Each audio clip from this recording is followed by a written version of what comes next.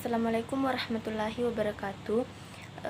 Di sini saya akan menjelaskan sedikit mengenai teori sosiologi yang mengenai fakta sosial yang dikemukakan oleh Emil Durkheim untuk memenuhi ujian akhir semester dari mata kuliah teori sosiologi 2. Perkenalkan, nama saya Sri Wahyuni dari Pendidikan Sosiologi kelas A dengan NIM 2006-03-5015. Langsung saja. Fakta sosial diketahui pertama kali pada abad ke-19 yang dimana dikemukakan pertama kali juga oleh Emil Durkheim yang merupakan sosiolog dari Prancis. Sehingga fakta sosial kemudian mencakup segala hal yang dilakukan, ditaati, dan diturunkan untuk lintas generasi untuk mengatur kehidupan masyarakat. Nah, apa itu fakta sosial? Fakta sosial menurut Emil Durkheim adalah setiap cara bertindak tetap maupun tidak yang bisa jadi merupakan pendorong dari luar atau penghambat bagi seorang individu, dan fakta sosial dianggap sebagai sebuah aturan yang berlaku atau mengikat tindakan seorang individu. Adapun ciri-ciri atau sifat dari fakta sosial terbagi atas 3. Yang pertama yaitu umum, yang artinya tidak hanya berlaku untuk 1 atau 2 orang saja, melainkan berlaku untuk semua orang yang ada dalam suatu kelompok itu. Yang kedua yaitu memaksa. Arti dari memaksa di sini yaitu setiap individu wajib mematuhi apa yang berlaku dalam masyarakat itu, baik sifatnya hukum secara tertulis maupun hukum tidak tertulis. Yang ketiga yaitu eksternal atau pengaruh dari luar.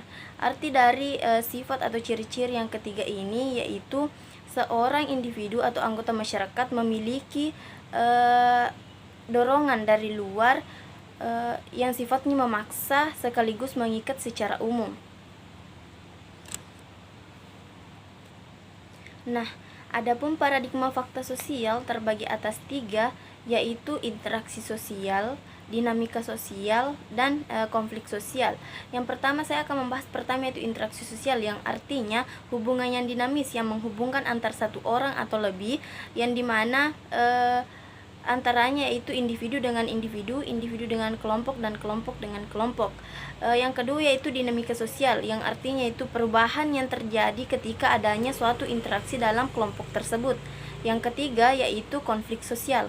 Nah, di sini konflik sosial yaitu kejadian yang terjadi dalam suatu kelompok atau masyarakat tertentu yang dimana memiliki pandangan atau pendapat yang berbeda dalam kelompok itu.